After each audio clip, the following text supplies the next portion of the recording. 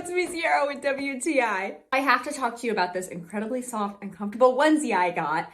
I asked my sister to model it for me and she changed into a different person. Not only was she so comfortable, but she felt so cute. She even refused to give it back to me and fell right asleep in it later that night.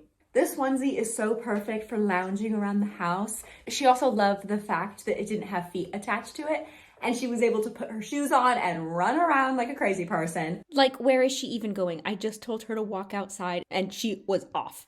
And it has pockets, which is like the most important part of any article of clothing.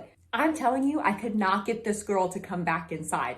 She was running around and having the time of her life, and I owe it all to this adorable Winnie the Pooh themed onesie. I'm usually a size medium when it comes to clothing, but I got this in an extra large just so that it would feel oversized and I would feel extra cozy.